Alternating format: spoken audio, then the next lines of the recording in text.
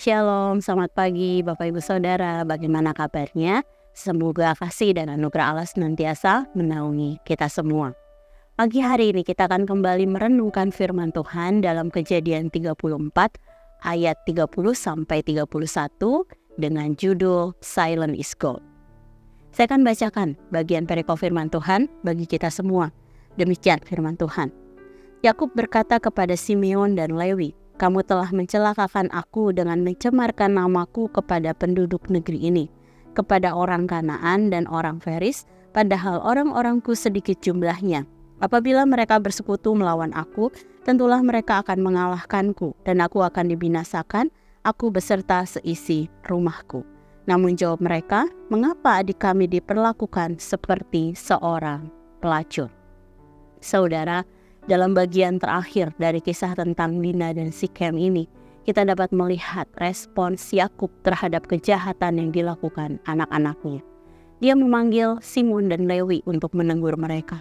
Dalam tegurannya, Yakub menjelaskan konsekuensi logis dari perbuatan mereka, yaitu mereka mencemarkan bangsa pilihan Allah, serta akan mendatangkan pembalasan dendam terhadap seluruh keluarga dari bangsa Kanaan dan Feris. Hal ini dapat kita perhatikan di dalam ayat 30.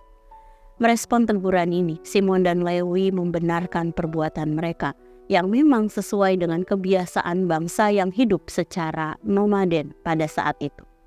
Serta mereka juga merasakan sakit hati yang teramat sangat karena melihat Dina, satu-satunya adik perempuan mereka, dicemari oleh Sikem. Hal ini dapat kita perhatikan di dalam ayat 31. Saudara, tentu kita memahami Yakub sebagai seorang ayah pastinya juga merasa sakit hati karena anaknya perempuan satu-satunya dicemari oleh bangsa asing. Namun Yakub tidak mengizinkan kemarahan menguasai hati dan pikirannya. Dia terlebih mengkhawatirkan keselamatan seluruh keluarga besarnya yang dapat saja dimusnahkan oleh bangsa Kanaan dan Feris. Sikap Yakub ini sebenarnya merupakan teladan dari bagaimana seseorang seharusnya berpikir panjang terhadap suatu masalah. Yakub tidak membiarkan dirinya dikendalikan emosi meskipun saat itu situasinya menyakitkan bagi dia. Atau jika kita mengingat kembali di ayat yang kelima, kita bisa melihat Yakub setelah dia mendengar bahwa anaknya yang perempuan dicemari, dia diam. Dia tidak mengatakan apapun saat itu, dengan tujuan untuk menenangkan hati dia, untuk menenangkan pikiran dia, dan kemudian dia bisa berpikir dengan cermat, dia bisa berpikir dengan hati-hati sampai kepada dampaknya untuk keluarga besarnya. Saudara, bagaimana dengan kita? Seberapa sering kita menemukan diri kita dikendalikan oleh emosi? Misalnya, ketika kita menerima perlakuan yang kurang sopan, kita menerima perlakuan kurang pantas, bahkan tidak adil, bahkan menerima tuduhan-tuduhan palsu. Mungkin saja respon kita saat itu adalah hati kita dibakar oleh emosi. Lalu dengan segera meluapkan emosi tersebut dengan marah-marah, dengan mengutuk, atau bahkan melakukan tindakan-tindakan kekerasan. Dan mungkin setelah kita meluapkan emosi kita, mungkin di dalam hati kita mungkin merasa bersalah. Kemudian ada penyesalan dari tindakan tersebut. Dan bahkan menemukan bahwa masalah itu bukannya menjadi semakin baik, malah bertambah semakin buruk. Oleh sebab itu, mari disiplinkan diri kita untuk diam.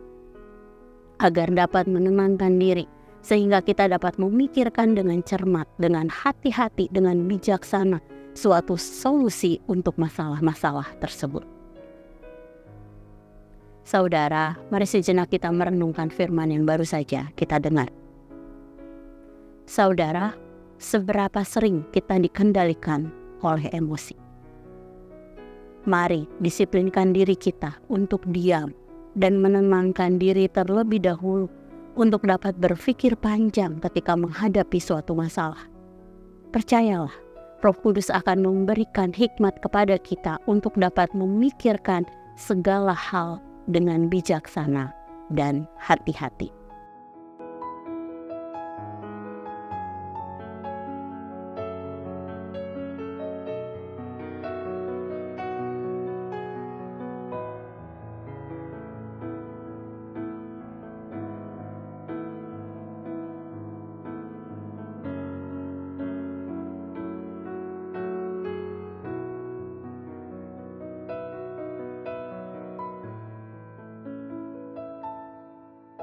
Demikian firman Tuhan hari ini.